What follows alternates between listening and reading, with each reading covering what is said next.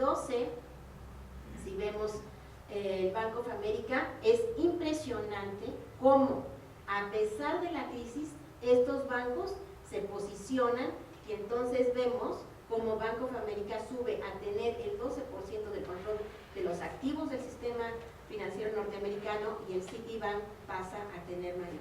Lo que estamos viendo es, si bien cayeron en crisis, con la ayuda de la Reserva Federal de los Estados Unidos, estos bancos se volvieron a empoderar nuevamente en la banca comercial.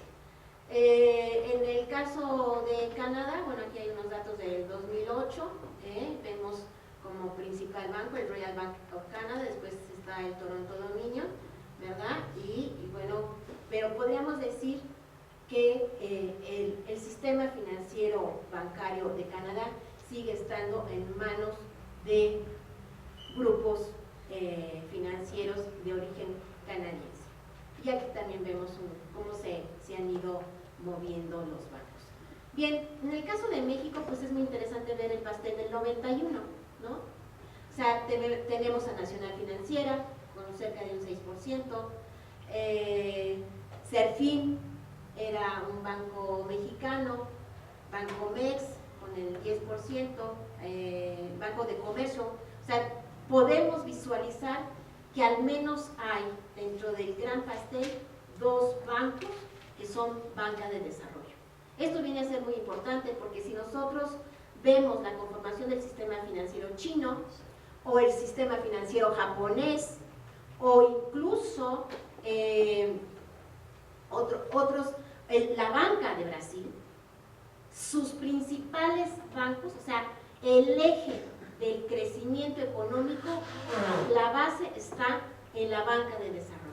En el caso de México, vamos a ver, para el 2013, bueno, ni siquiera nos aparece allí la banca de desarrollo.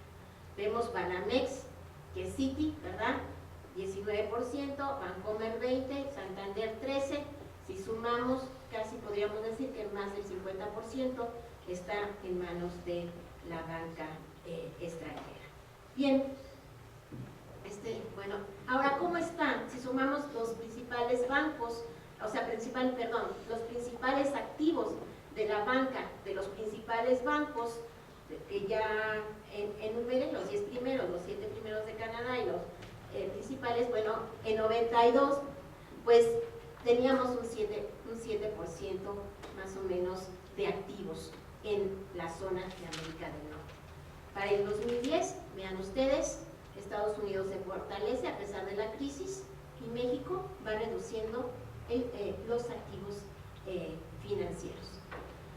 Bueno, aquí hice toda una serie de un análisis de los principales, cómo van las ganancias. Aquí lo interesante es que si nosotros vemos el ROA y el ROE, por ejemplo, BVA Bancomer, que en el 2001 tenía un ROE de 12.72, en 2005, 29, podríamos decir que tiene 30, 2010, después de la crisis, baja a 21. Sin embargo, sigue siendo una cantidad superior, podríamos decir que casi el doble del 2000. O sea, las ganancias han superado en mucho, casi en 9 puntos al 2001. Y así podemos ir viendo banco por banco, ¿verdad?, cómo se han ido fortaleciendo.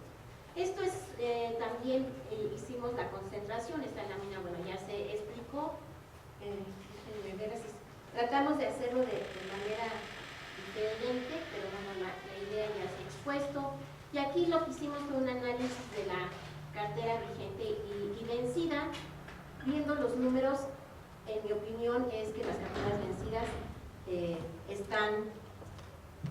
son importantes. No podríamos decir que hay una cartera vencida de 3, 4%.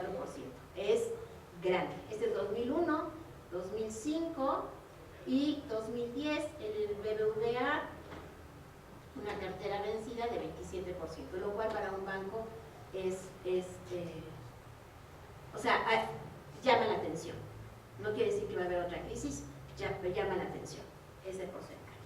Bien, Después viene aquí un análisis del sistema financiero, son todas las operaciones de derivados. Me voy a saltar todo esto para poder ya terminar. Y bueno, yo creo que también, ¿qué es lo que pasa con el sistema bancario mexicano? Es que también hay que estudiarlo a través de las tres grandes regulaciones que hay. La de Glass-Steagall de 1933, la del 99, que por supuesto esto lo que hace es poner las cosas en su lugar, o sea, podríamos decir que se aceptan todas las operaciones fuera de balance, que es parte de la crisis de la banca de inversión principalmente, y después viene la llamada regulación, la Dodd-Frank-Volcker, ¿no?, del 2010. Bien, ayer o antier sale un artículo en el Financial Times de Martin Wolf, donde dice, está cuestionando el libro de Timothy Geithner, el Stress Test, y dice, en la crisis es importante salvar a los bancos, un poco hablando con Timothy Geithner, y dice, yes. Pero también dice algo muy importante, muy grande para quebrar, muy grande para entrar a la cárcel, ¿ok? Jail, y muy grande para rescatar. Entonces, aquí, ¿qué es lo que tenemos con los bancos? Pues habría que preguntarse hacia dónde va la política de la Fed en el NAFTA, hacia dónde van las reformas en México y dónde está la recuperación. Y déjenme ver si puedo terminar con que también, aunque nos cueste en el trabajo académico meter la variable corrupción, hay mucho de eso. O sea, también como académicos o académicas, creo que es algo que tendríamos que profundizar mucho más. Y bien, pues muchísimas gracias, y ese es el panorama que yo les puedo dar en el caso de los bancos, y que realmente en el capítulo 14, que se presumía que nuestros bancos iban a tener una participación mucho mayor en el sistema financiero de Estados Unidos, pues definitivamente perdimos el control.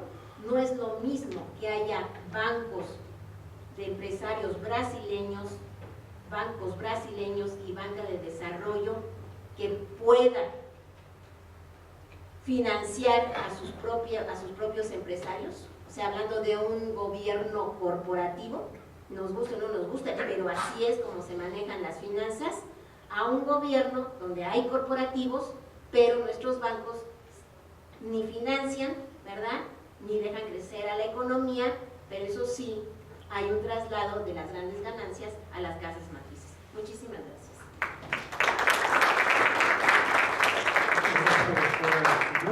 Y le damos la palabra a la doctora Correa para hablarnos sobre las reformas financieras sin regionalización financiera.